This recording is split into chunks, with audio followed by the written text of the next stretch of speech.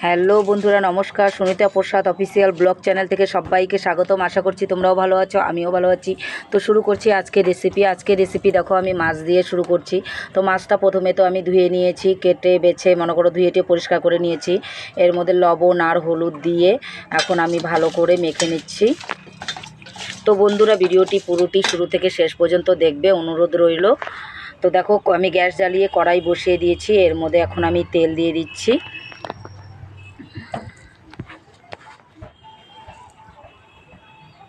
তখন দেখো, মাছটা যে আমি করে রাখছি, ওই মাছটাকে এখন আমি ভেজে নিব ভালো করে।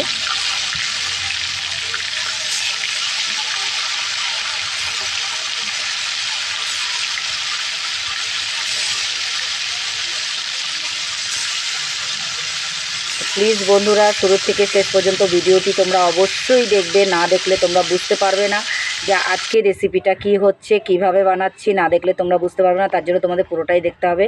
তো মাছটা আমার ভাজা হয়ে গেছে। আর মাছটার সাথে দেখো আমি কি নিয়েছি।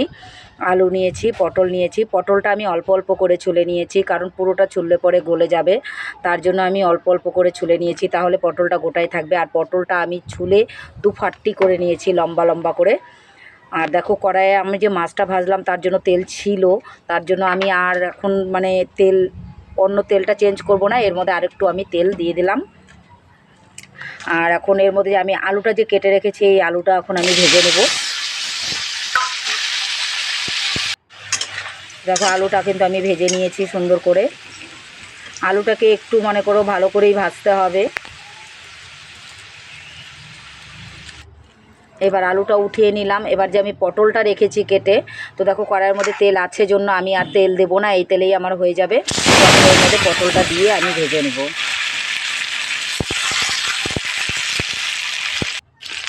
দেখো, পটলটা আমার কিন্তু ভাজা হয়ে গেছে।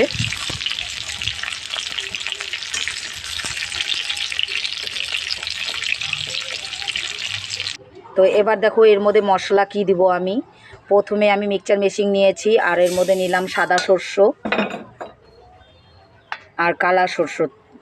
আমি একটু সর্ষটা বেশি নিয়েছি, তো তোমরা চাইলে তোমরা কমও দিতে পারো, কিন্তু আমি যেভাবে আজ বানাবো এভাবে বানাতে গেলে পরে একটু সর্ষটা বেশি লাগে। আর এখন নিলাম শুকনো লঙ্কা। তো এটাকে এখন আমি ভালো করে মিক্সচারে বেটে নেব। দেখো, বেটে নিয়েছি। এবার এটাকে আমি কি করছি, এই মশলাটাকে তোমরা দেখতে থাকো। দেখো, প্রথমে আমি একটা গামলা নিয়েছি। এবার আমরা যে আটা যে চালি, ওই আটা চালা চালনিটা নিয়েছি। আর আমি যে মশলাটা যে বেটে রেখেছি, এই মশলাটা পুরো এর মধ্যে ঢেলে দিলাম।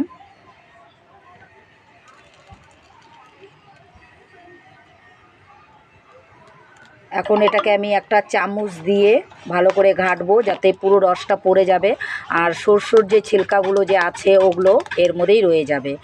আর তোমাদের যদি একটু অসুবিধা হয় এইভাবে ঘাঁটতে, তাহলে তোমরা চাইলে আরও একটু জল দিয়ে পাতলা করে নেবে। তো দেখো, এই যে উপর দিয়ে ছিলকাগুলো বেরিয়ে গেছে, তার জন্য আরও অনেকটাই মশলা এর মধ্যে আছে। ওই জন্য আমি মিক্সচার মেশিনটা ধুয়ে আরেকটু জল আমি এর মধ্যে দিয়ে দিব। দেখো,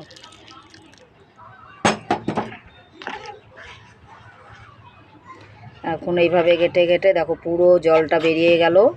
দেখো, নিচে গামলার মধ্যে সব পুরো সরষের যে রসটা আছে, সব কিন্তু গামলার মধ্যে বেরিয়ে গেলো। আর দেখো, ওই ছোবড়াগুলো সব বেরিয়ে গেল। তো এইভাবে করে নিলে কি হয়, যে যাদের গ্যাসের প্রবলেম তাদের জন্য খুব উপকার। তারা এইভাবে বানিয়ে খেয়ে দেখবে, গ্যাস একটুকু হবে না। যাদের মনে করো গ্যাসের প্রবলেম, তারা যদি এইভাবে খায় খুবই উপকার। আর এইভাবে বানালে পরে সবজির মানে স্বাদটাও অনেকটাই আলাদা হয়, খেতেও ভালো লাগে। দেখো, পুরো কিন্তু আমি করে নিয়েছি। দেখছো, দেখতে কত সুন্দর। দেখো কি সুন্দর কালারটা হয়ে গেছে, দেখছো। এবার এর মধ্যে দেখো আমি লবণ দিব একটু। এই যে দেখো, লবণ আর হলুদ। দেখো, এখন এটাকে ভালো করে দেখো আমি ঘেটে নিচ্ছি।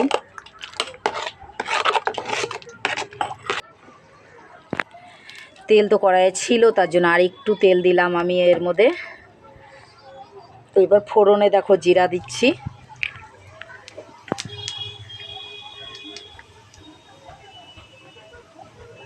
আর 4-5টা শুকনো লঙ্কা দিব। 4টাই নিয়েছি আমি, 5টা নিই নাই। আর এখন যে আমি যে সরষেটাকে যে মানে এই করে রাখলাম, চেলে রাখলাম, এটা দিয়ে এখন আমি ওটার মধ্যে ফোড়ন দেব। দেখো এটা ফোড়ন দিয়ে দিচ্ছি।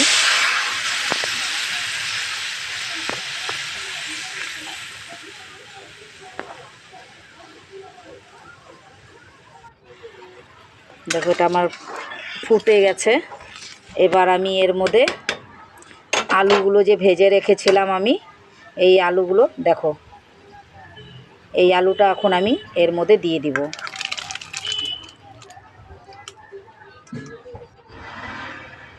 তো এবার যে পটলটা ভেজে রেখেছি এটাও দিয়ে দেব। এখন একটু আমি ফুটনোর অপেক্ষা করব।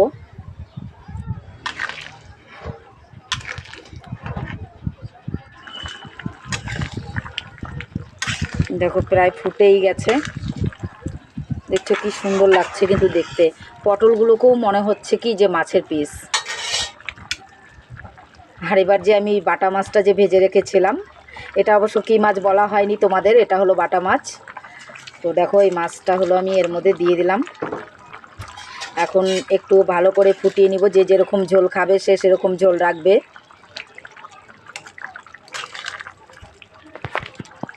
তো দেখতে পাচ্ছ